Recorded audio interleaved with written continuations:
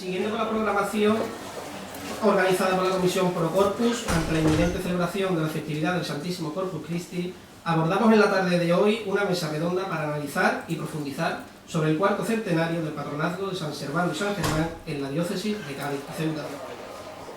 Tras la celebración del Concilio de Trento surgió la idea de patronazgo, que nos viene a decir que cada ciudad escogía entre el amplio abanico de mártires existentes y los nombraba protectores de la villa en cuestión. Tenemos el caso, por ejemplo, de Sevilla, que en 1563 otorgó la protección a Santa Justa y Santa Rufina. Málaga en 1569 celebró la fiesta de San Ciriaco y Santa Paula. O Córdoba hizo lo propio tras la aparición de los restos de San Arcículo y Santa Victoria en la iglesia de San Pedro.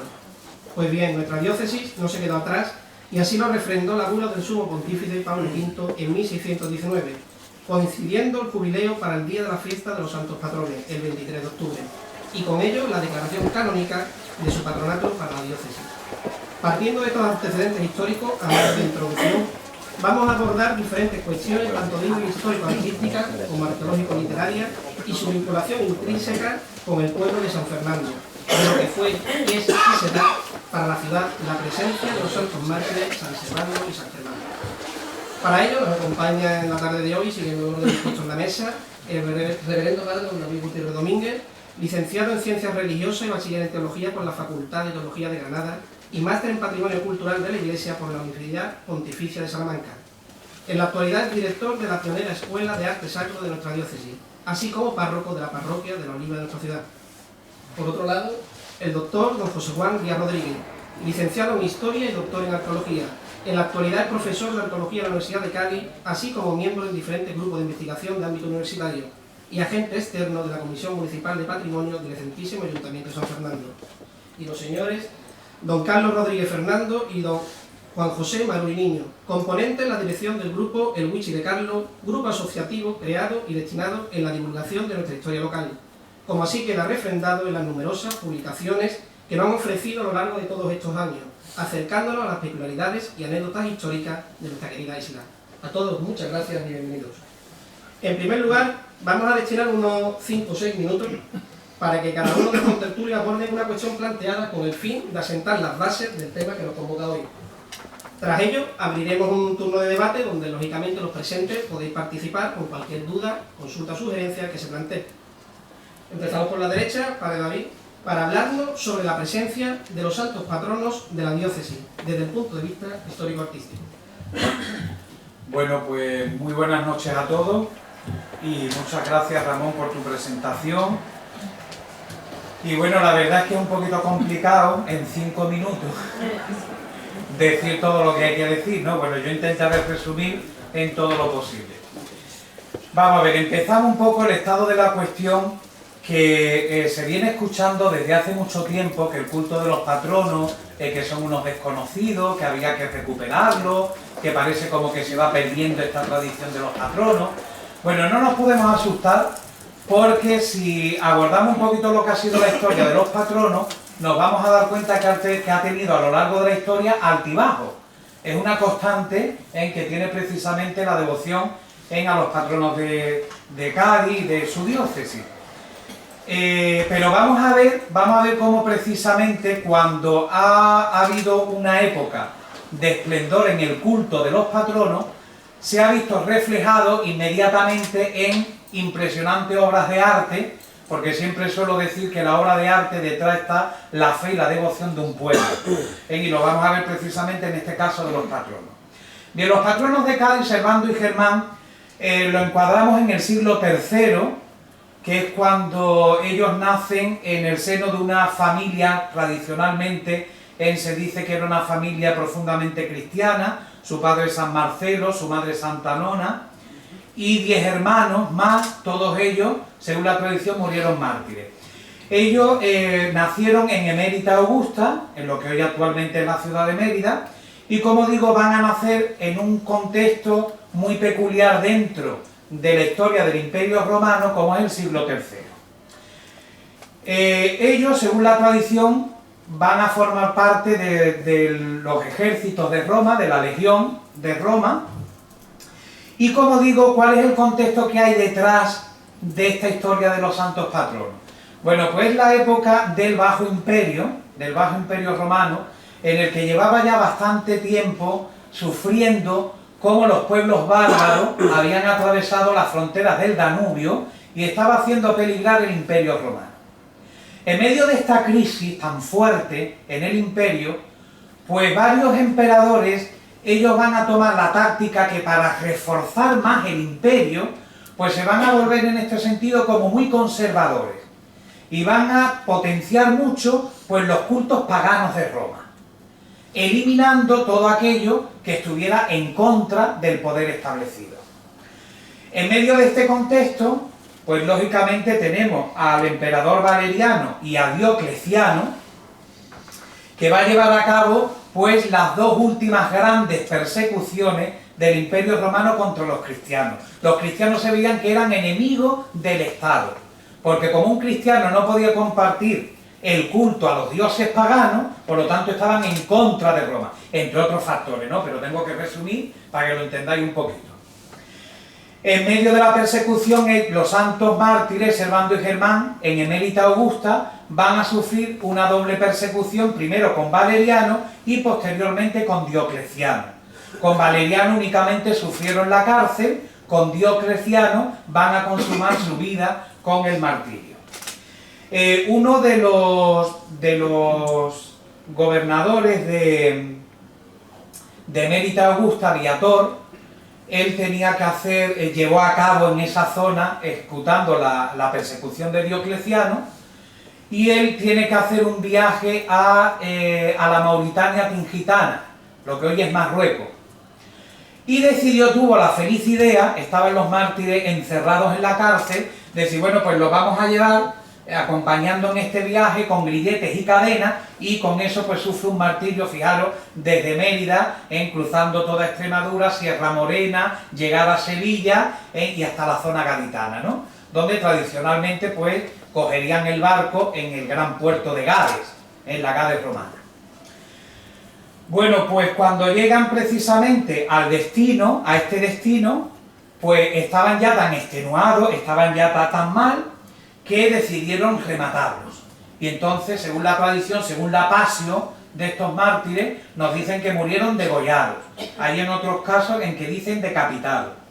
Y las pasios antiguas nos hablan que esto ocurrió en el campo ursoniano. Claro, ahora está la labor de los investigadores, que yo creo que el doctor Díaz algo nos tendrá que decir, donde se localiza el campo ursoniano. Según la tradición, desde el siglo XVI se ha localizado en lo que es el Cerro de los Mártires, aquí en San Fernando. Pero últimas investigaciones parecen que lo están situando en otro sitio. Bueno, sea en San Fernando o no lo sea, lo que sí es lógico que son nuestros copatronos de San Fernando, que son los patronos de la diócesis de Cádiz, y eso es lo que realmente pues, a los creyentes nos interesa, ¿no? Bueno, pues una vez que ocurre este martirio, pues tenemos que reconocer que en la época del Bajo Imperio y en la época visigoda, sobre todo cuando aquí se establece la diócesis asidonense, van a tener un culto muy fuerte los patronos. Lo van a tener en Sevilla, donde se va a llevar el cuerpo de San Servando según la tradición, y en Mérida, donde se va a llevar a San Germán. Pero luego, como digo, en la diócesis asidonense, en basílicas de este territorio, pues vamos a ver que hay restos, se han encontrado restos y se han encontrado también piezas arqueológicas, sobre todo un cipo romano, que ya ahora nos contará con más detenimiento, donde se dice que tanto el obispo Pimenio como Teodoracio instala reliquias de Servando y Germán en estas basílicas visigodas. Con la invasión de los musulmanes se acabó todo. En el siglo XIII desaparece la diócesis asidonense, el último obispo de Asidonia marcha a Toledo, y tenemos que esperar hasta un siglo después, con Alfonso X el Sabio, la reconquista. Pero cuando se produce la reconquista, se había perdido un poco el culto a los patronos, a estos mártires, y tenemos que esperar hasta el siglo XVI. El siglo XVI ocurre un acontecimiento muy importante en Cádiz, 1596, el asalto anglo-holandés. Arrasaron completamente la ciudad. El obispo Maximiliano de Austria, que es el que viene como obispo a Cádiz después del asalto, él tiene encomendado por parte de su pariente Felipe II, el rey de España, él tiene encomendado la reconstrucción de la ciudad de Cádiz. En esa reconstrucción se va a reconstruir todo. Se va a reconstruir los edificios, la ciudad, pero se quiere reconstruir también la historia. Una ciudad que la ha perdido todo, pues se apoya, se engancha mucho en su pasado glorioso. Y como digo yo, siempre Cádiz ha tenido dos épocas gloriosas. La época fenicia romana, el siglo XVIII. Claro, el siglo XVIII todavía no ha venido. ¿En dónde se van a fijar los gaditanos del siglo XVI las glorias de Cádiz? En la época fenicia romana. Al acudir a la época romana, surge de nuevo la devoción a los santos patronos, que murieron en esta época. Después, posteriormente, va a haber otro resurgimiento en la vida de los patronos en el siglo XVIII, con el hallazgo de una serie de piezas arqueológicas y de restos arqueológicos que luego veremos. Bien, la iconografía de los patronos, todo esto, como digo, pues realmente ha llevado consigo pues el que se demuestre que una iconografía en las obras de arte es reflejo de la historia. La iconografía de los patronos pues van a ser representados siempre como jóvenes soldados romanos, cabello largo, imberbes, aunque en algunas imágenes aparecen barbilampiños, visten de soldados romanos con la coraza, la faldilla y coturno, y los atributos que llevan son los atributos de la fe y de su martirio. Bien, a la luz de esta historia, que ha sido tan rápida y tan condensada, bueno, pues vamos a ver cómo en estas épocas históricas han florecido la iconografía y las obras de arte de los patronos. En el siglo XVI, que hemos dicho antes, esa reconstrucción se concede el patronato, 1619. ¿Qué es lo que ocurre? Que bueno, que hay que crear imágenes para dar culto a esa devoción. Bueno, pues aquí tenemos estas imágenes de Francisco Villegas, que actualmente pertenecen a la parroquia del Rosario de Cádiz, pero que es reflejo de esta devoción que he comentado antes. Tiene el gran valor que hasta el día de hoy, posiblemente no sabemos si habría algunas imágenes anteriores, pero son las más antiguas que nos han llegado hasta la actualidad. Y de esta iconografía que estáis viendo ahí de Francisco de Villegas van a beber los artistas posteriores. Sobre todo, el que va a ser también un hito en la iconografía de los patronos va a ser las Roldanas, con las famosas imágenes de San Servando y San Germán que están en nuestra catedral. Estas imágenes de las Roldanas va a marcar un hito tan importante en la iconografía de los patronos que se va a convertir a partir de entonces en el modelo a seguir. Incluso, fijaros, no únicamente en escultura, sino en pintura. Y eso es lo que va a ocurrir en 1806, en el siglo XIX, con esta pintura de Rittmayer, en el que estáis viendo que él hace una pintura, una versión pictórica de los patronos, que tenemos pocas, porque mayoritariamente es escultura, pero esta es una de las mejores pinturas que tenemos de los patronos. Pero fijaros que lo que pinta aquí Rittmayer no son los patronos, lo que está pintando son las imágenes de los patronos de las Roldanas. O sea, fijaros hasta qué punto marcó este hito de las Roldanas. Y este cuadro de Rittmayer posteriormente va a tener después una repercusión muy grande en las obras de arte, sobre todo en los grabados, como el que estáis viendo ahí de José Rico, y en el retablo cerámico de Montalbán, en que corona la capilla del Cerro de los Mártires aquí en San Fernando, que como podéis ver sigue fielmente la iconografía creada por este cuadro de Rittmayer.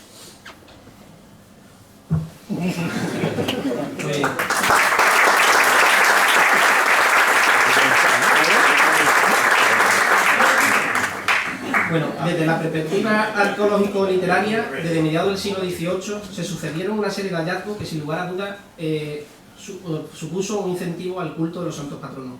¿De qué manera influyó ello? Buenas tardes. En primer lugar, pues también, y de forma rápida, por el tiempo apremia, pues agradecer a la Comisión Pro Corpus pues, el haberme invitado a esta mesa redonda y poder compartir pues, estos minutos tanto con los miembros restantes de la mesa como con todos ustedes. Yendo al grado de la cuestión, en nuestro caso vamos a intentar pues, aportar algunas luces o algunas sombras también sobre lo que serían los restos, las evidencias arqueológicas que pudiera haber sobre lo que podría ser la presencia del mundo cristiano, del cristianismo que en otras veces se denomina para los cristianos, el cristianismo primitivo, en lo que sería la tardorromanidad. Ese periodo que va desde el siglo III después de Cristo hasta prácticamente la invasión pues, musulmana. En nuestras costas hay que decir que que es cierto que en la península ibérica, pues desde la formación, pues, por ejemplo, de los datos que existen sobre Santiago, etcétera, es decir, es cierto que desde el principio pues, tuvo que haber pues, una presencia principal de miembros de comunidades cristianas iniciales. Pero sí es cierto que en la costa gaditana, en lo que sería el Fretum gaditano, en lo que era el círculo del estrecho, lo que es el estrecho de Gibraltar, con la zona de lo que sería la costa de nuestra provincia de Cádiz, más algo de lo que sería la zona de Málaga, la costa de Huelva, y lo que sería la zona como comentamos antes, la mauritana, tinquitana, es decir, esa costa de Marruecos, con Ceuta, con Tánger, etc., pues el cristianismo, la evidencia del cristianismo como tal no se remontan hasta el siglo IV, V después de Cristo, en evidencias sobre todo materiales de evidencia de cultura material. Restos arquitectónicos posteriormente veremos y sobre todo vamos a observar pues la presencia de algunas ermitas o algunas también basílicas, etcétera, pero que la mayoría de ellas pues tratan de una época un poco posterior.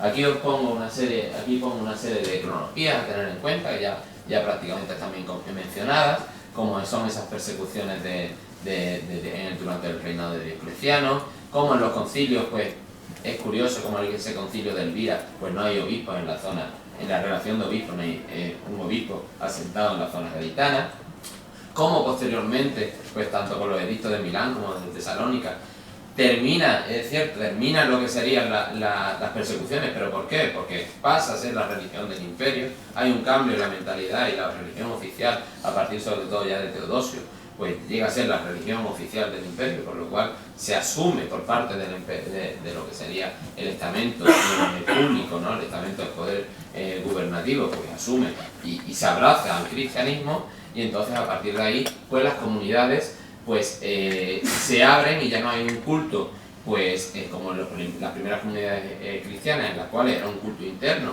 ese culto de las catacumbas, ese culto en esas casas, en esas primeras casas que eran las primeras iglesias de las primeras comunidades cristianas, sino que ya es un culto abierto.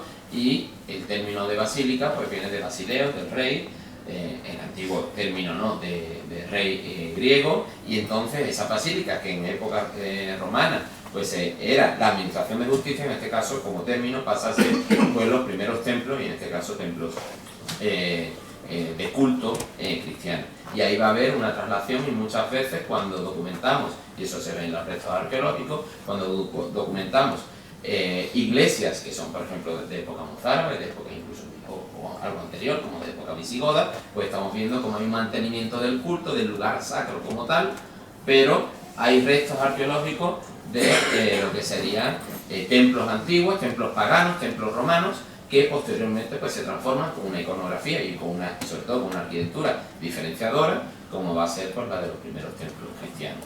Después vamos a ver ese pasionario hispánico, con la mención que ya comentan a los mártires, y como por ejemplo pues en el siglo X pues el obispo de Liberri habla de que estaba, es decir, esa tradición de que habían sido ajusticiados en la costa gaditana, quedan los textos como tales, y después incluso pues ese culto a los mártires, en este caso a los santos patronos o patronos de San Fernando, pues seguían, pues se mantenía, por ejemplo, en otras zonas de lo que sería la península ibérica, como la zona de Toledo.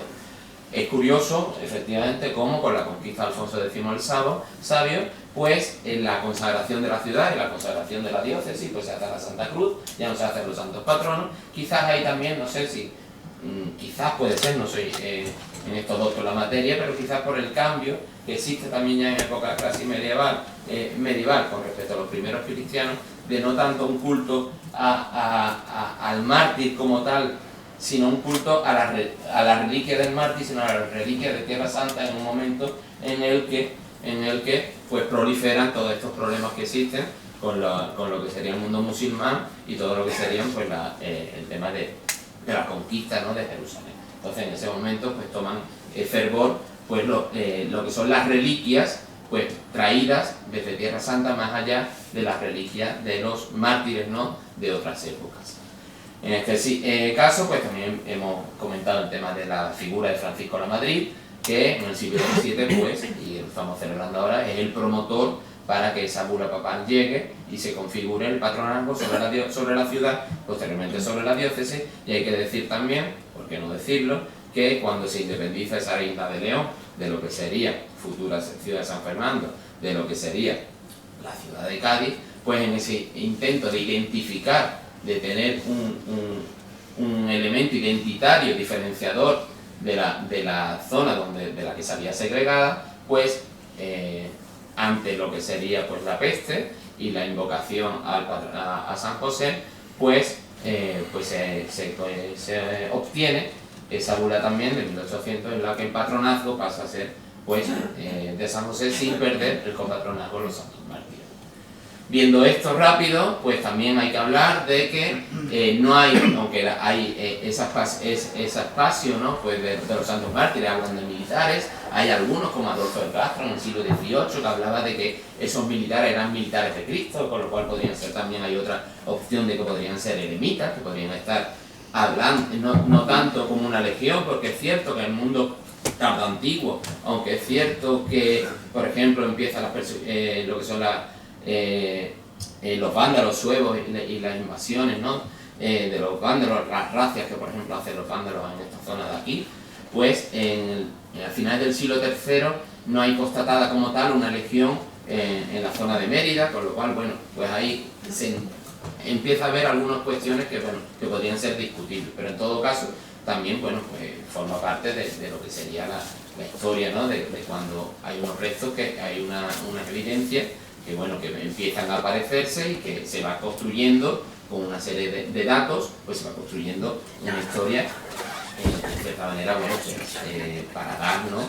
Pues un culto a estos mártires. Aparece ese viador, el camino hacia la Mauritania gitana. Es cierto, por ejemplo, también en ese caso, pues como un viador, por ejemplo, que era procurador en la Mauritania, en la provincia de la Lusitania, va a tener posibilidad, ¿no? De ajusticiar a alguien, administrar justicia en otra provincia como en la Bética. Es decir, ahí entra en conflicto. A lo mejor puede ser que Diocleciano, en este caso, a la idea de que debes de ajusticiar, pues tienes que puedes tener la potestad para ajusticiar no solo en una provincia sino también en otra, en este caso de la Bética. Y bueno, en todo este caso, pues también incluso algunos comentan que porque es raro el por qué se paró hacia la zona de la isla gaditana cuando el camino hacia la Mauritania gitana a través de la vía de la Plata, pues no debería pasar por lo que sería la zona de la isla gaditana. En un momento en el que, en el siglo IV, pues Avieno, en su obra marítima, comenta ya de que la ciudad de Cádiz pues era un campo de ruinas, cuando, eso sí, en contraposición con ese templo pagano de Hércules, y ahí empieza, y eso se observa, pues se observa cómo comienza pues esa pujanza de Asido, de Medina Sidonia y de todo lo que sería el entorno de Medina Sidonia, que es donde van a aparecer posteriormente todas lo que serían las iglesias, ¿no? En este caso aquí tenemos un mapa de un estudio del profesor José Lagóstera, en el que realizó pues, las evidencias arqueológicas de estos restos arqueológicos, ¿no? Vinculados al cristianismo, que están diseminados, como pueden ver, por toda la provincia de Cádiz, y que se dividiría entre arquitectura religiosa, documentos epigráficos, orfebrería cristiana, elementos litúrgicos, restos del mundo funerario o objetos de uso cotidiano. Como ejemplo, así para no entrar en las cuestiones que siempre se sabe, ¿no? De la oliva de Betlé, de la ermita de San Ambrosio, de los santos mártires de Medina Sidonia, etc., pues traemos a colación, que el otro día estuvimos con ellos y ahora mismo están excavando, pues el yacimiento de la silla del Papa, con una intervención arqueológica desarrollada por investigadores de la Universidad de Toulouse, y en la que han documentado pues una iglesia de planta cruciforme, como pueden ver, en la que tendría pues un ábside, en este caso rectangular, con lo que sería un pedestal, y en ese pedestal estaría la mesa de altar, con la mesa de altar con un hueco que se ve perfectamente que sería el relicario. Es decir, todo este tipo de estructuras pues siempre tiene una zona que es la zona central, la zona más importante, que sería la zona donde aparece el relicario, donde se realiza, bueno, pues la mayoría de los cultos. En este caso, también tiene otra sala alrededor con otro ábside en el que también apareció otro pedestal con otra mesa de altar. O, por ejemplo, restos, como comentaba anteriormente, de templos que eran romanos, como este del siglo II a.C. y después también funcionando en el época imperial de la ciudad de Castella, en San Roque, en la bahía de Algeciras, en la que a posteriori pues se transforma en lo que sería una basílica tardorromana, en la que hay una gran piscina para todo lo que sería la inmersión para ese bautismo a la nueva religión, y en la que alrededor de esas iglesias pues hay un culto para enterrarse alrededor de esas personas importantes en la comunidad, que se entierran pues en lo que serían las zonas principales de los elementos religiosos, y alrededor de ellas pues están todas las tumbas como aparecen perfectamente aquí. Como objetos de epigrafía, pues efectivamente ahí pues comentamos ese ala de la ermita de Santa María de la Oliva, en el que efectivamente pues nombra perfectamente a los santos pues Esteban, Servando, Germán, era Rufina y Usa, ¿no? Eulalia también creo que era, ¿no? Eulalia, que era Usa, Eulalia. Efectivamente. Posteriormente, cultura material. Esto siempre es curioso y hay que tener cuidado. Es decir, la visión del historiador tiene que ser en este caso crítica, porque la existencia de material, de objetos de la vida cotidiana que tengan una iconografía religiosa no significa que esa persona tenga la religión como tal o de culto a esa religión. Y pongamos un ejemplo que puede sonar chocante, pero que puede funcionar muy bien el paralelismo. ¿Cuántas tiendas de decoración tienen budas que después vienen a casas nuestras en la actualidad? ¿Cuántas casas hay en Buda? Y eso no significa que la persona pues tenga o profese pues, el budismo, ¿no? Pues en este caso era cultura material. Esto se producía, esta lucerna se producía en el norte de África, y se mandó profusamente por todo lo que sería el imperio, pero eso no quiere decir que las personas que la utilizaran pues fueran cristianas, mayoritariamente seguro que sí, igual que estas broches cruciformes de Villamartín, que no son más que villas, ¿no? Ejemplos también, en este caso, de mundo funerario, pues en lo que serían las tumbas rupestres, como esta de Medina Sidonia, de Mesa del Algar, pues los enterrados sí se entierran con una simbología cristiana, y en este caso, pues como ven en la imagen, pues aparecen las cruces talladas también en las rocas. Cuidado con ese elemento votivo, que es otra lucerna, que es la lucerna que apareció precisamente, es el único, como veremos actualmente, es el único elemento cristiano, cristiano, no porque tiene una problemática, pero que en otras ocasiones se ha determinado que pudiera ser cristiano, por esa paloma, por ese mundo simbólico de la paloma, etcétera, etcétera, con el gallo, la muerte, la resurrección, etcétera, etcétera, en la que apareció en el Cerro de los Mártires, y está actualmente en el Museo Cerro en Madrid. Lo que pasa es que iconográficamente sí es cristiano, pero lo que sería el borde, pues es una evolución, y parece ser que podría, como está descontextualizado, podría haberse datado en época musulmana. De todas maneras, ¿qué es el Cerro de los Mártires? ¿Por qué esa tradición? ¿Por qué eso de collado ursiniano? Y ahí tenéis mucho que ver también al viso, que identifica pues, el collado ursiniano, pues empieza a hablar de la zona de los restos de lo que sería el Cerro de los Mártires. Es un espacio por todos conocido y un lugar geoestratégico. Si nos elevamos a la zona actual militar, al punto más alto donde estaba la antigua ermita, construida a finales del siglo XIX, pues esa ermita pues perfectamente se ve desde lo que sería Rota y hacia lo que sería la desembocadura del valle de lo que sería el Guadalquivir, hasta lo que sería pues Caños de Meca. Es decir, se ve prácticamente todo, incluso la sierra, en un punto geoestratégico en la bahía de Cádiz. Y ese punto geoestratégico, lógicamente, pues estuvo ocupado no solo en época romana, sino desde la prehistoria y prácticamente hasta la actualidad. De época romana, ¿qué es lo que hubo? Pues hubo una villa, que es la villa romana de Gallinera Cerro de los Mártires, una villa que se construyó en el siglo I a.C., una villa que se remonta hay evidencias arqueológicas de restos de época fenicio-púnica anteriores a ella, en los estratos inferiores, y en esa villa romana, pues hubo los potentados de la Gades romana, pues estuvieron en su zona de recreo, era su cortijo. En ese cortijo, pues había pues sus mosaicos, había tipos de propiedad, de personas que deberían tener un alto estatus dentro de la ciudad de Cádiz, porque incluso conocían lo que era el idioma griego, que era pues la panacea en este caso, ¿no? La cultura griega, pues la romana bebe de la cultura griega, y en este caso pues de Iunio, era de la familia de los Iunios, que era una de las grandes familias junto con los Balbos de la ciudad de Cádiz. Lo que sería el acueducto, pues ese acueducto que va hacia Cádiz tenía un acueducto propio que llegaba hasta la propia villa para surtir de agua a esta villa. Recordar una cosa, que hacia el camino que va desde Gades hacia la zona de Cartell, de la zona de Bahía Algeciras, etcétera, y desde allí pues todo lo que sería la vía Herculea, que era la que iba por la costa, pasaba por Gallineras, por un puente de barcas, y pasaba por allí y debería pasar por esta villa romana, una villa romana que estaba a apenas 2 kilómetros del más famoso templo en la antigüedad, que era el templo de Hércules. Una villa que tenía también sus producciones con las cañaillas, su producción de cañaillas y su producción de ánforas para la producción, para el envasado de lo que serían los productos de la salazón, el garum, etc. Pero esta villa, desgraciadamente, por el momento, por los restos arqueológicos que se conocen, solo llega hasta el siglo IV después de Cristo.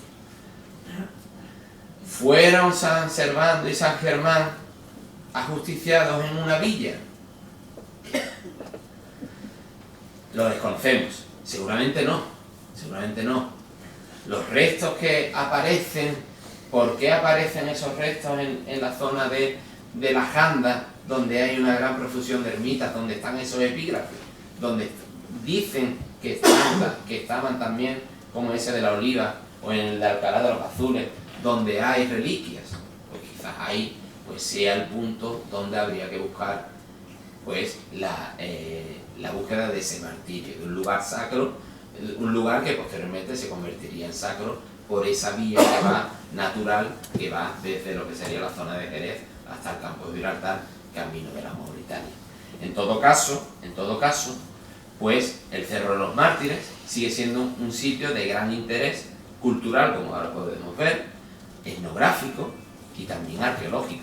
Y en este caso, pues desde el Ayuntamiento de San Fernando, en colaboración, pues estamos colaborando con ellos para que cada 23 de octubre, aparte de lo que sería la fiesta litúrgica y aparte de lo que sería la fiesta pues, etnográfica, pues también se recuerde la importancia patrimonial y arqueológica que tiene esta parte de la ciudad.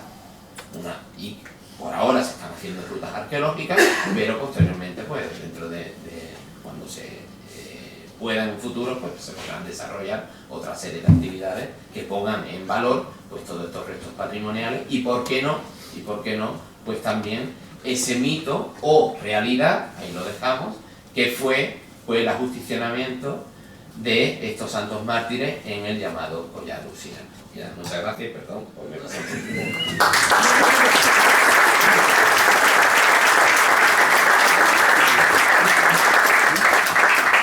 Por otro lado, Carlos y Juan José, tenemos la visión de cómo se ha venerado a los patronos, Carlos del pueblo de la ciudad. ¿Cuál ha sido la relación de los santos patronos con el pueblo de San Fernando en los últimos siglos? La última relación que podemos hablar de ello, yo si me permite darle las gracias a los contertulios que me han decidido los temas que estamos hablando de un lugar de primer orden en el tema poblacional, porque el primer asentamiento se da en la zona del Cerro de los Mártires, como bien sabemos. Y gracias a los estudios de arqueología se sabe que fue un emporio de riqueza toda la zona aquella, por un puerto donde zarpa en Armagón en el periodo cartaginés, y donde entre otras industrias estaba, como bien dice, el célebre garum, el mure y el teñido de la púrpura de aquella túnica de los ricos patricios en la zona.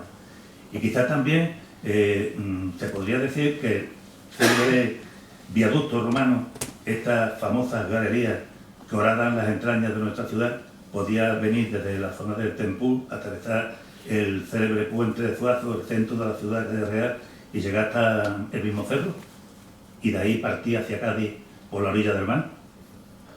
Sería fácil. La idea sería que efectivamente el tramo sí sería desde el Tempú hasta Cádiz y quizás lo que habría ramal secundario que desde la zona del actual cuartel de Camposoto, porque el vial pues desde aproximadamente la zona de la Mar de Fresquita, pues ya continuaría por la carretera hacia el cuartel de Camposoto, de ahí llegaría hacia la zona de la Alcudia, bueno, no tanto de la Alcudia, sino de la zona de donde la curva de Camposoto, Sí. ahí está el paso de la Alcantarilla, y entonces previo a eso, pues seguramente habría algún ramal que llegaría para abastecer la zona sur que estaría con el entorno de Gallinera, que serían las villas marítimas. Las célebres piedras cónicas que observamos en la Plaza de las Drubas de Cádiz y también en la curva de Camino de Puerto Real. Esa Parte de viaducto. aparecieron en la zona de cortadura, y aquí lo que sí apareció, que pues la diapositiva antes, han sido unas condiciones, unos pozos y unas conducciones que no son igual que estas, pero serían unos ramales secundarios, pero igualmente importantes. Pues estamos hablando del punto más elevado de nuestra ciudad, con 30 metros sobre el nivel del mar, el Cerro de los Mártires, donde el padre Ramón Jiménez, en el año de 1830, gracias a su iniciativa, pues establece una cruz, una leyenda y un basamento en la parte alta del cerro. Hoy tenemos otro, pero no es aquel antiguo. Y en 1878 ya se empieza a mascullar la idea de construir una capilla, la primitiva. Fue donado los terrenos y en 1880 pues, se inaugura. Previamente la primera piedra que se coloca tenía una serie de elementos muy curiosos. Lo metieron en una de plomo y dentro una vasija de cristal, y dentro de ella una moneda de 5 pesetas, una de 10 céntimos, una de plata, otra de bronce, con la efigie del rey de la época, Alfonso XII, y una bula pontificia y prensa de la época. Aquella primitiva capilla se colocó 50 metros más atrás de la actual. La actual fue donada a los terrenos por el coronel Garrido y en 1942 se derriba, porque el estado de ruina era evidente de la primitiva capilla. Nos llega desde entonces hasta nuestros días, la celebración prácticamente todos los años, y desde 1617 entra en liza Cádiz con el patronazgo de los patrones. Y aquellas procesiones había que contemplarlas desde un punto de vista como haciéndonos una idea de cómo serían los caminos que andaban ellos desde Cádiz por la costa, en aquel camino que el maremoto de 1755 destrozó. Era el camino de Cádiz a San Fernando, hoy a través de la orilla del mar, pasando por Torregorda y llegando al puente de la Alcantarilla, como bien dice. Y aquellas romerías tendrían que ser muy curiosas, ¿no? Con bestias, con personas, para celebrarlas en el cerro de los patronos. Pero claro, ya aparece en 1729, cuando la corona se hace dueño del territorio, y Cádiz prácticamente lo pierde hasta la independencia, la creación de nuestro primer ayuntamiento en 1766, por un hecho muy curioso, que el 20 de marzo se reúne en Cabildo, en la puerta del Cabildo, prácticamente donde hoy tenemos nosotros el archivo. Ahí estaba el primer ayuntamiento, porque todavía quedaban años para construirse, el que tenemos hoy en día está precioso. Y se reúne el pueblo, unos 300 vecinos aproximadamente, y en papeleta, en la ciudadanía de Cabildo, meten su voto. Y habían 3 electores, 3, y hoy entonces iban a por el patronazgo. San José, que salió electo, San Servando y San Germán fueron los segundos, y el último con un voto fue San Juan de Nepomuceno. Es muy curioso. Y también le quería preguntar, porque aunque la pregunta no existe, me he ido por los cerros, es que también hubo un segundo lugar donde se celebraba el cerro. Y era muy curioso, todo el mundo no podían ir a Camposoto a celebrar el cerro, estaba muy lejos. Vecinos de la cacería, vecinos de la pastora, vecinos del Cristo, tenían su propio cerro. Lo tenían cerca del puente de la cacería, en el camino de la vía. Quizás algunos, por algunos añitos, conoceréis el lugar, como tú, Manolo. Y se reunían la familia como se reunían en la zona del cerro para celebrar su merienda con sus castañas, con sus piñones, aquel día tan peculiar. Y gracias a todos por haberme invitado, ¿eh?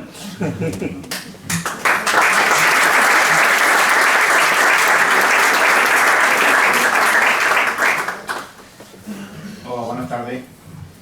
Bueno, ya se ha comentado prácticamente casi todo.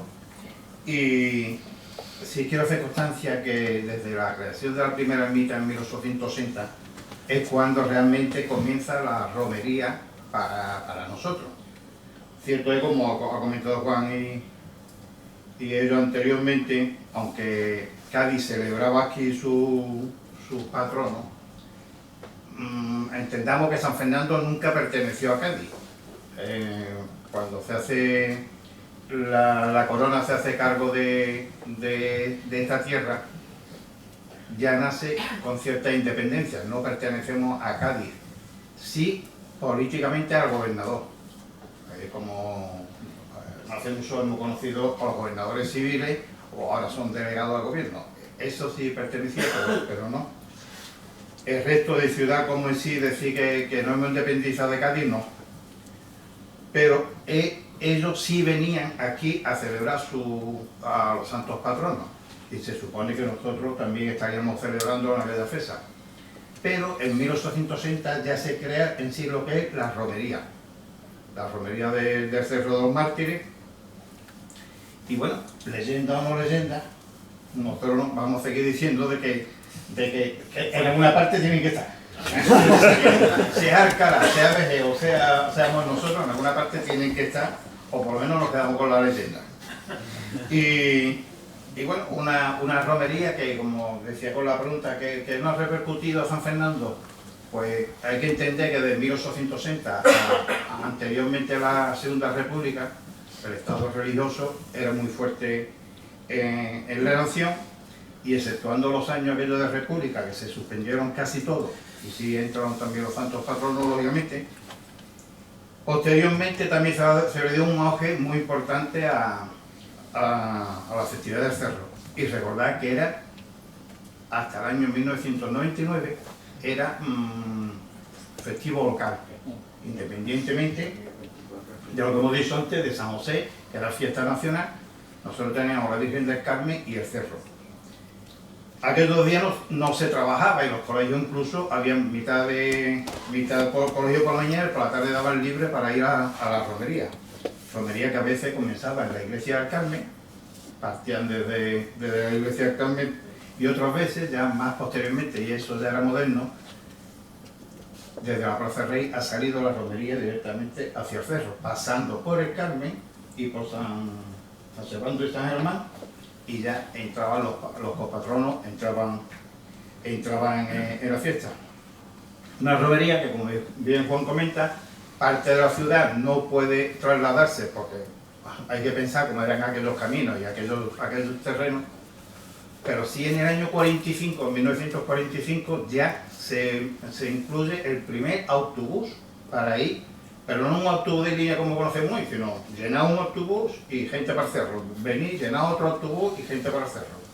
Y eso le da una cierta importancia, porque ya era ir a un campo, era salir de la ciudad, de la vida cotidiana, se aprovechaban los frutos de la época, porque hoy comemos frutos secos en cualquier fecha, pero en aquellos años se comían cuando venían, y si estaban buenos, y si no, si estaban malos, ¿no? Como llegaban los famosos membrillos. Y bueno, pues realmente es un día de celebración religioso, pero por otra parte de lo que hoy decimos ocio, que antes no se sabía lo que era ocio, entonces iban al cerro a disfrutar, a correr y a comer en familia.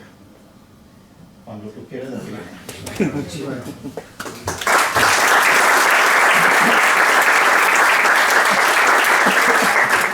Ahora abriré alguna serie de cuestiones y así pues cada uno también podéis participar, ¿vale? San Servando y San Germán, patronos de la diócesis de Cádiz y copatronos de nuestra ciudad. ¿Realmente se les rinde un culto como patronos de la diócesis en la actualidad? ¿Se realizan actos en honor a ellos en los diferentes puntos de la diócesis?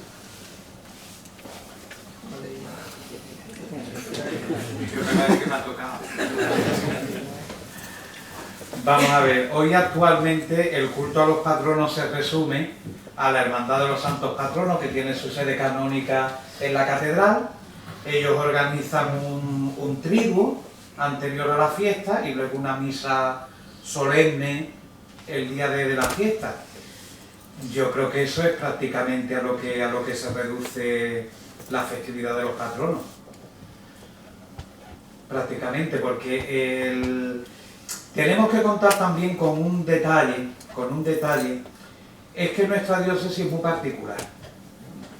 Es muy particular en el sentido de que tenemos ahí 3 zonas muy diferenciadas, como es la Bahía de Cádiz, las Andas y el Campo de Gibraltar, y ya lo digamos Ceuta, ¿no?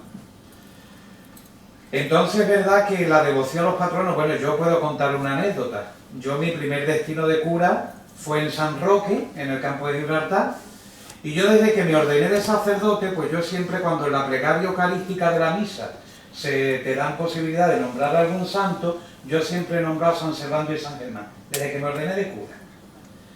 Y recuerdo que allí en San Roque, pues claro, escuchaba a la gente en la misa siempre diciendo San Servando y San Germán, y recuerdo que una vez me vino una señora a la sacristía al terminar la misa y me dice, padre, le voy a hacer una pregunta.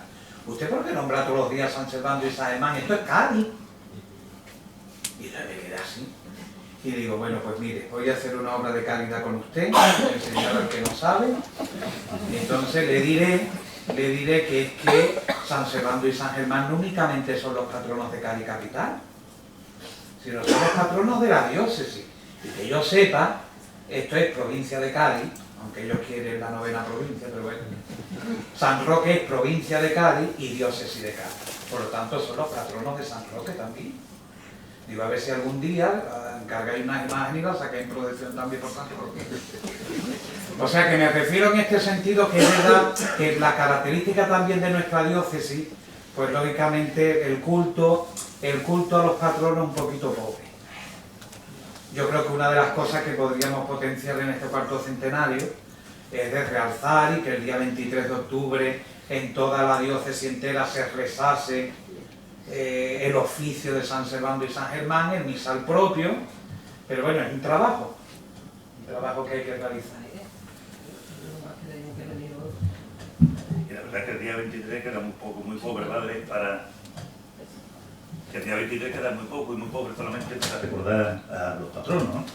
Habría que hacer algo más. Solamente la romería de ese día 23, que ya, como estuvimos hablando antes, desaparece con la entrada de la nueva fiesta local del 24 de septiembre, se celebra el domingo más cercano al 23 de este mes.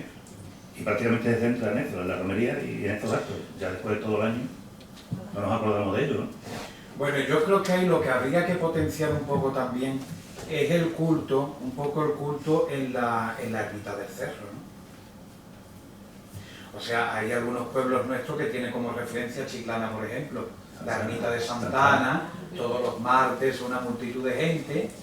Yo me quiero acordar ahora de, por ejemplo, esto en Ceuta, la ermita, ¿verdad?, Gonzalo de San Antonio, en el Monte Hacho, muchísima gente, y luego la romería que han tenido el día de San Antonio hace poco. La de Alcalá de los Santos, o sea que hay una serie de pueblos que tienen una tradición de romería muy fuerte en Rezade, y una pena que aquí lo hubo, porque no es decir vamos a inventar, no, es que no es inventar, vamos a recuperar, ¿no? Y es verdad que aquí lo hubo con mucha fuerza y es una pena, ¿no? Entonces pues, habría que potenciar la romería, habría que potenciar un culto un poco más cotidiano en la ermita de los mártires. Yo qué sé, que se dijera misa una vez a la semana o una vez al mes, yo que sé, algo que se potenciara también la gente de decir, pues mira, vamos a dedicar a los patronos, yo qué sé, los lunes. Bueno, pues no hacen las caminatas a San Nicolás, bueno, porque hagan las caminatas al cerro. Entonces, todo eso se va potenciando y realmente, claro, eso hace que el culto a los patronos pues vaya un poco, no se quede únicamente el día 23 de octubre. Si hablamos de incentivar los cultos a los santos patronos, podemos recordar cómo a mediados de la década de los 80, a instancia del ayuntamiento, la Hermandad de la Pastora reavivó los cultos a los copatronos, realizándose una peregrinación y romería en el cerro, debido sobre todo a la decadencia que tuvo en la década de los 70. ¿Debería existir un impulso a su culto por parte de alguna institución? Por ejemplo, los santos patronos, notable su presencia en la parroquia de la Ardila, de ahí toma su nombre, o también en el retablo de San José, que aparece al lado del patrón de la ciudad, o también forman parte de algún altar efímero que se monta en la festividad del Corpus. ¿Existe un vacío en cuanto a una institución que fomente o revive su culto y se dé una mayor difusión de la figura de los santos patronos?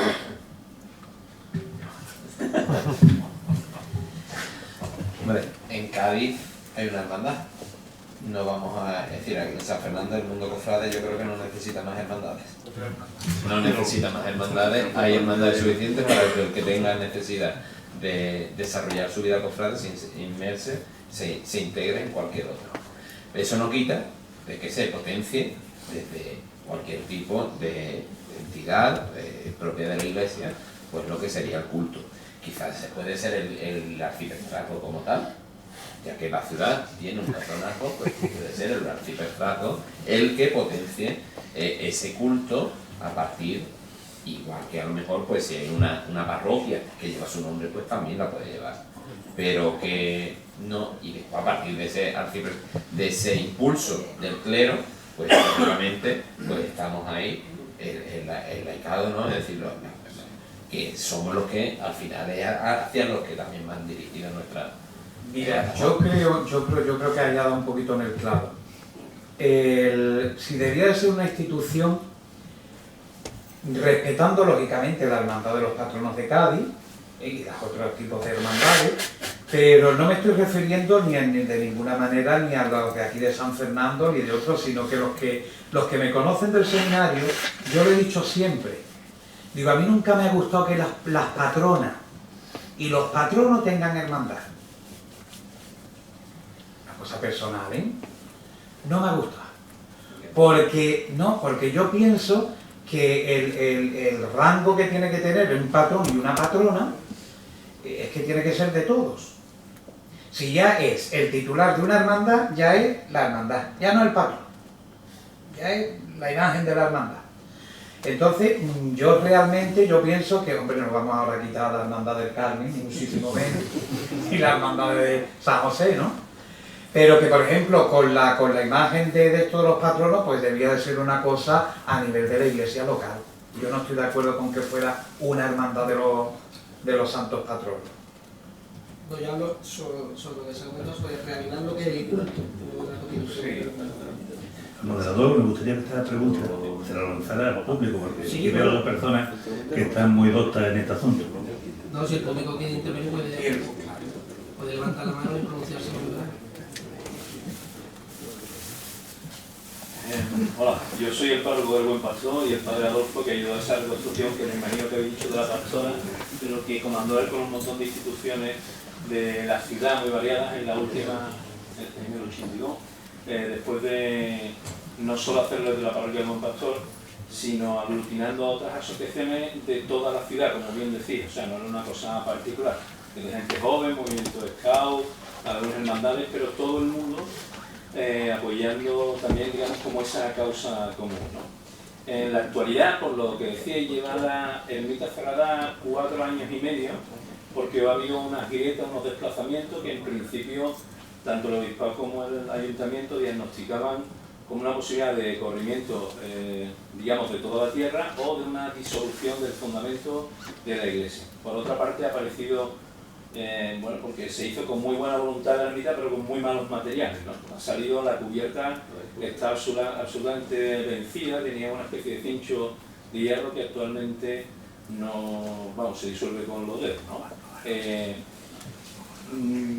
Hace ya varios meses se ha constituido una comisión impulsada desde la parroquia del Buen Pastor, que está presidiendo el padre Adolfo Sastre nuevamente, con su venida a la ciudad otra vez, donde están implicados diversas personalidades del mundo cultural, de la antigua política de San Fernando también, y tenemos la intención de que podamos restaurarla, puesto que parece que hay soluciones técnicas para hacerlo tal como está. En un momento casi se pensó si habría que, de la misma manera, pero rehacerla completa.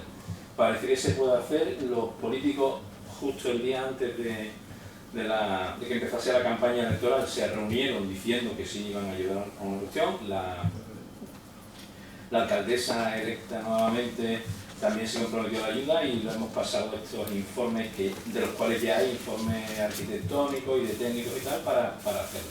Nuestra idea es que a la mayor brevedad posible, queríamos incluso antes de este octubre, pero no sabemos si va a ser complicado. Hay una serie de gente que ya se ha comprometido, instituciones, y queremos luego particulares, que quieren ayudar a la solución. Yo creo que sin culto es difícil un poquito la restauración. Tenemos que decir que ha sido dificultoso, quiero decir, los años que se adecentaba aquello, que se adecenta siempre antes de la romería, pero también con luz y tal, hemos perdido todos los cables que se ponían para el alumbrado, o sea, se ponían para la romería, y a los 2 días había desaparecido, ha habido sus asaltos y otra serie de cosas, pero creo que en la medida en que se cuide la zona y también que el culto se restablezca mínimamente, pues puede ayudar también a que socialmente aquello, digamos, cobre otra vida, por decirlo. Todos los que quieran ayudar se admite. Lógicamente hay una cuestión que es básica y que lo hemos comentado: si no hay culto, al final incluso un mismo edificio, ¿no? Si una casa no se habita, al final cae en ruina. Y lo mejor para un edificio es que esté en uso y sea su uso, porque si pierde su uso, al final es un elemento arqueológico que ha perdido su uso y se estudia desde otra ciencia. En ese caso, y es cierto que también en la zona del Cerro de los Mártires es una zona que, aunque se ha intentado desarrollar, esto es una opinión subjetiva mía, pues no se ha terminado de conseguir.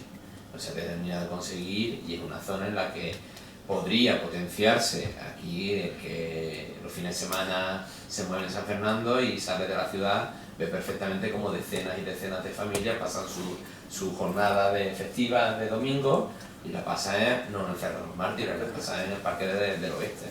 Ha cambiado, y antes sí iba al Cerro de los Mártires, pero quizá esa degradación, quizá una zona que no tiene que tiene a lo mejor una orografía que es difícil, pero quizás con una inversión, con una puesta en valor de esa zona, desde el punto de vista patrimonial, etnográfico, enológico, arqueológico, cultural, etc. Y después con esa revitalización también del culto de la iglesia, pues de la ermita en cierta manera, pues yo creo que todo eso haría porque la gente no lo viera aquello como algo lejano, sino como algo propio de la ciudad.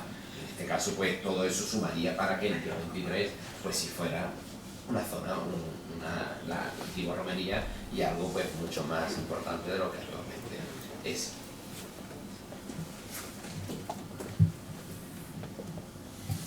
La ermita que nosotros conocemos ha sufrido el estado que está hoy prácticamente en varias ocasiones, y se ha reparado en otras veces, y bueno, quizás, como bien dice, que no se repara en condiciones o el terreno se mueve mucho.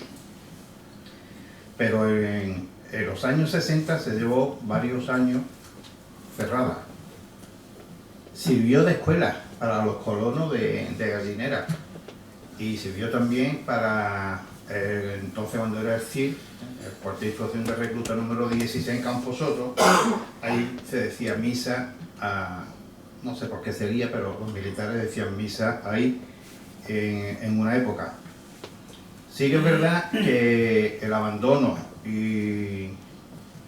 por parte del ayuntamiento, quiero decir, crear, tener esa ermita ahí, está olvidada solamente para el 23 de octubre, esto deterioraba la construcción y el vandalismo, porque incluso los patronos que ahí se guardaban en un principio sufrieron imputación de brazos y se hizo bastante daño a ellos, que se tuvieron que guardar en una época. Me parece recordar que antes de vuestra parroquia se guardaba en el cuartel de instrucción, y estuvieron un tiempo también los patronos allí guardados. La festividad del cerro se venía el 23 de octubre y era en Calijo, quitar retama y a celebrar.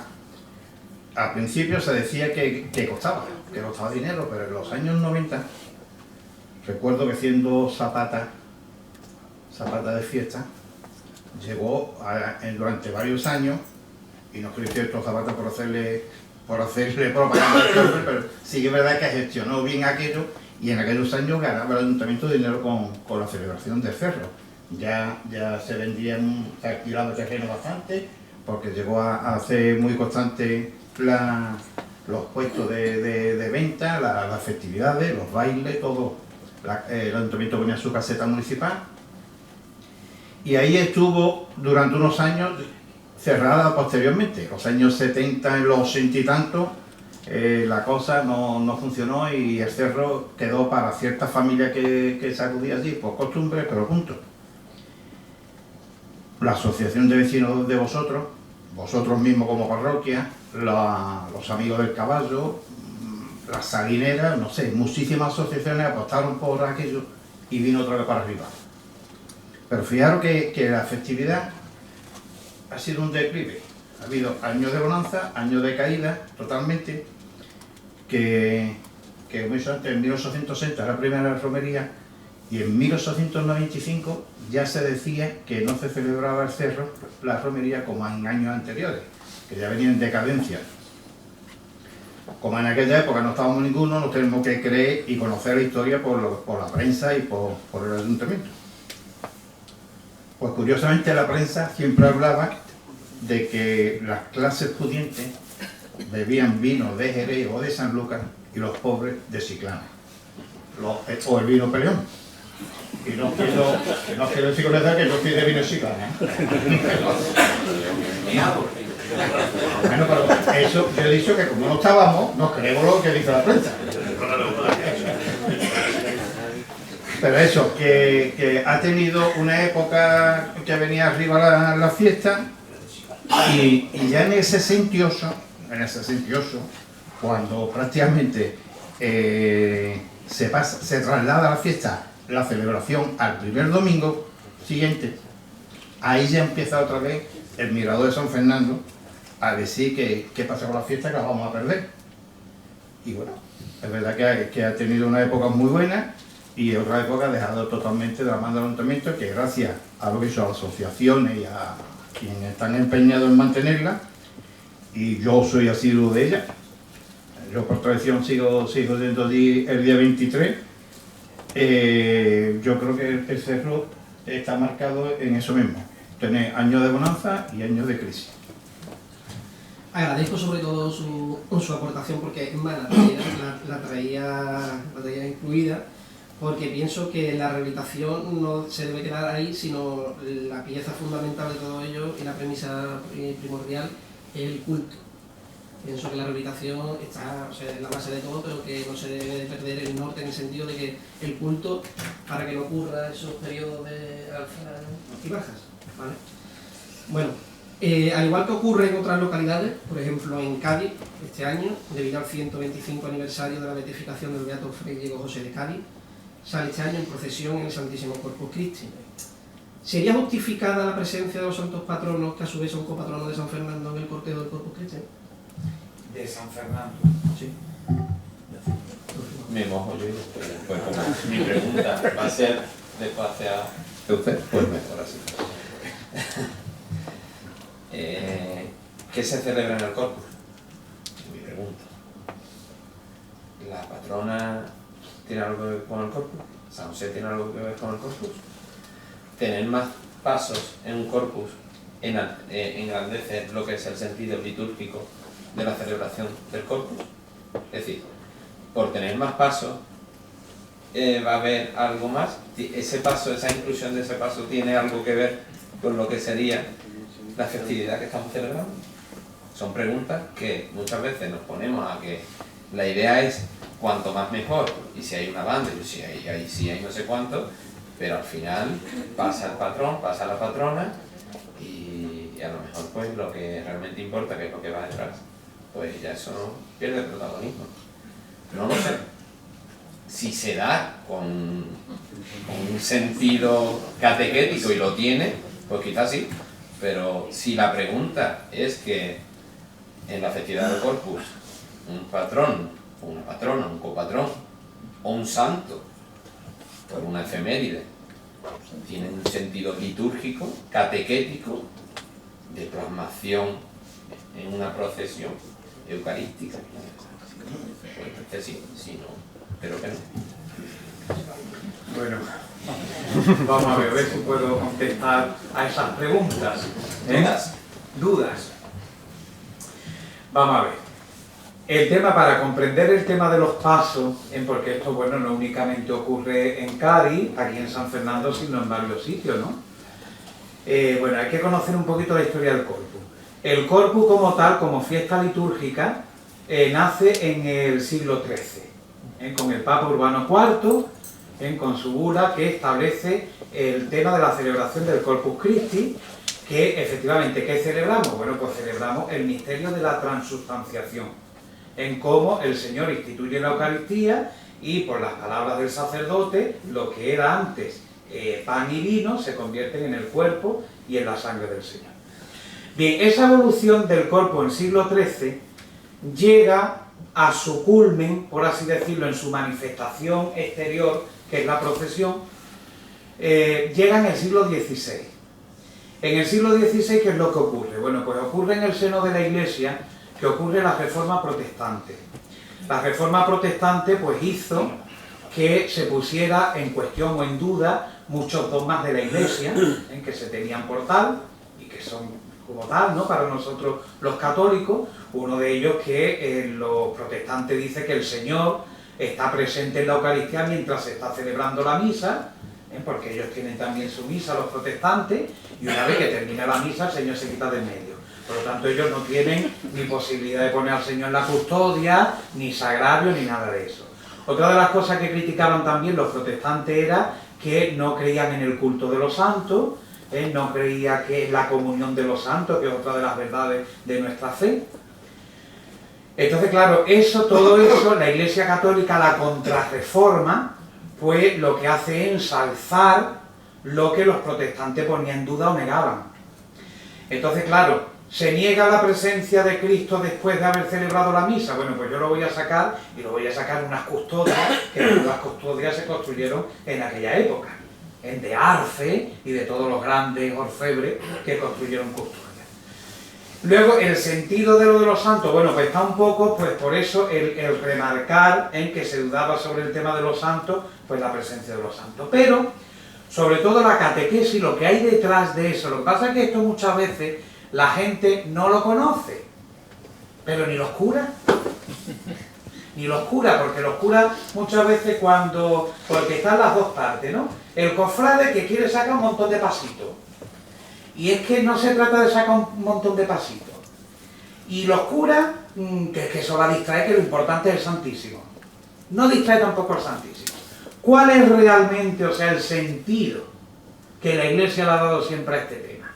Pues el tema es que ese día nosotros salimos acompañando al Señor, la Iglesia completa. Es decir, la Iglesia peregrinante que somos todos nosotros, pero la Iglesia triunfante también, que son hermanos nuestros, la comunión de los santos, están gozando de Dios. ¿Cómo lo hacemos nosotros partícipes de que la Iglesia triunfante también acompañe al Señor en ese día? Pues a través de sus imágenes. Entonces, ese es el verdadero sentido del por qué las imágenes, la Virgen María, pues claro, la santa de la santa, ¿no? La reina de todos los santos, pues tiene que estar presente, el primer sagrario, que fue ella, ¿no? Pues claro, la Virgen María, pues claro que tiene su lugar en el Corpus. El hecho de aquí en San Fernando, San José, pues sí, porque es el patrón, y en el patrón pues se reúne pues todas las devociones de los santos, ¿no? En definitiva es el afirmar que ese día se acompaña al Señor, la Iglesia peregrinante y la Iglesia triunfante en la imagen de los santos, porque no lo podemos olvidar. Esos siguen siendo hermanos de la Iglesia. Si los quitamos del medio, pues al Señor lo acompañan cojos, la Iglesia coja. Entonces tiene que ser Iglesia en plenitud.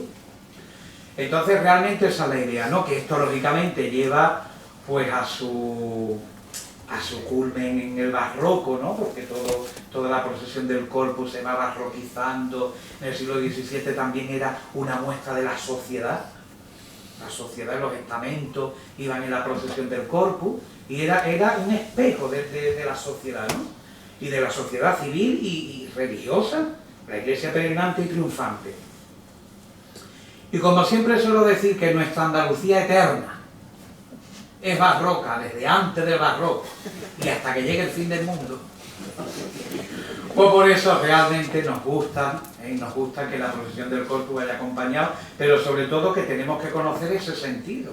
Nosotros no hacemos las cosas por sacar pasitos, ni lo hacemos tampoco porque resulta que los curas mejor que vaya el Señor solo, no. Tiene esta catequesis. En la Iglesia en plenitud acompaña al Señor.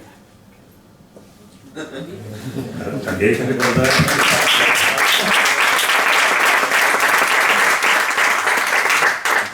También hay que recordar la historia, el pasado y el momento político que se vive en unas circunstancias, y voy a retrotraerme a junio de 1936, los últimos cabildos que celebra la Corporación Republicana en nuestra ciudad, y faltando 2 semanas para el alzamiento nacional, aprueban modificar las 3 fiestas que se celebraban por entonces en nuestra ciudad: San José, el Corpus y la tercera, la Virgen del Carmen.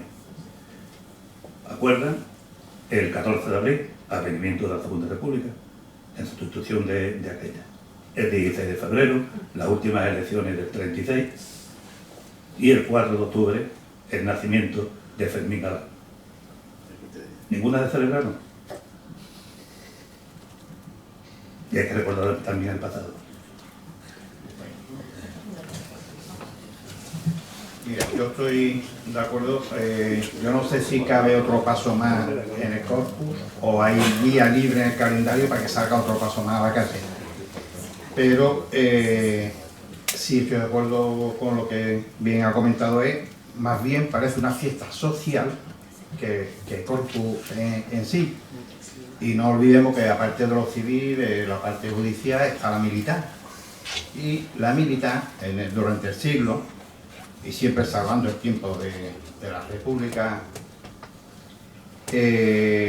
nuestras bases cubrían las calles por donde pasaba el Santísimo, de marinero, de infante de marina, todo el recorrido. Exacto, o sea, bueno, rodilla en tierra lo hacía todo el público, todos, no creo. Los militares y los civiles y todos tenían que hacerlo porque era el momento, en aquel momento. Pero lo que quiero recordar es que toda la carrera de la procesión en sí estaba cubierto por los militares, por Marina, por el Ejército y por Infantería de Marina. Y yo creo que, por lo menos de aquellos tiempos para acá que conocí, anteriormente también sería así, se ha convertido más en una fiesta social, más representación de la ciudad que la Eucaristía en sí. Te doy eso. Bueno, si tenía alguna pregunta. Cuando se eligió a San José como patrón, ¿no fue impugnado ese patronazgo por un sacerdote? No. Creo que... No lo contestaba, no lo sé, bueno. Sí, creo que se impugnó y entonces después el Papa dio una bula diciendo que se hacía a San José como patrón, pero también como copatrono los santos San Servando y San Creo Germán. que se elige antes de 1800 y que entonces la diócesis de Cádiz pues no lo ve bien y entonces no se lo otorga y ya después, unos años después... Sí, no es que fuera un sacerdote concreto, sino fue precisamente la diócesis el que vio un poco ahí, un poquito el tema de decir, bueno, claro, porque en la Iglesia Mayor estos santos han ocupado siempre un lugar privilegiado. Después de que quitaron el primer altar que había, que era el órgano del Marqués de Uraña, pues tuvieron estos dos señores allí, en el altar mayor, y después tuvieron en el sagrario. Los patronos. Los patronos, estos dos, sí. Yo tengo fotografías que se ven. Tengo fotografías que se ven, el altar mayor y los patronos, San Servando y San Germán allí. Sí. Y después, como San José se hizo patrón y estaba en uno de los laterales del altar, no iban a estar estos copatronos en el altar mayor y se quitaron, se pusieron a San Pablo y San Pedro y se pasaron al altar, al sagrario. Y es que la Iglesia Mayor también, por desgracia, ha sido muy modificada. Ha sido muy modificada en su historia. Claro, sí. Claro, no tiene nada que ver con la Iglesia Mayor cuando se construyó, ¿no? Sí. ¿Otra pregunta? Sí. No. Humildemente tenemos algún asesoramiento histórico en la comisión precisamente que está tratando la restauración y no puedo decir los datos exactamente, sobre todo con la precisión de los que han hablado en la mesa, pero ciertamente la promoción de San José como patrono tenía que ver también con darle personalidad a San Fernando diferente de Cádiz. Entonces esa propuesta fue más casi del ayuntamiento que del clero de la ciudad y por tanto también del de Cádiz. Entonces, aunque se eligió así, hubo su jaleo que luego hubo que dirimir más tarde de manera que fuese el patrón San José I y los copatronos. Efectivamente, efectivamente. O sea, esa fue una de las decisiones más claras de la constitución de San Fernando como municipio propio, ¿no? El elegir su patrón. Y por eso la diferenciación con Cádiz que pretendían otras. Claro. Que supongo que algo por el estilo tendrá que ocurrir, no lo sé, con San Martín del Tesorillo, ¿no? Que ahora el nuevo municipio tendrá que buscar un patrón para ellos, ¿no? Ya nos integraremos en el obispado. A ver a quién elige. Habíamos bien hecho. Vamos a hablar de San Germán.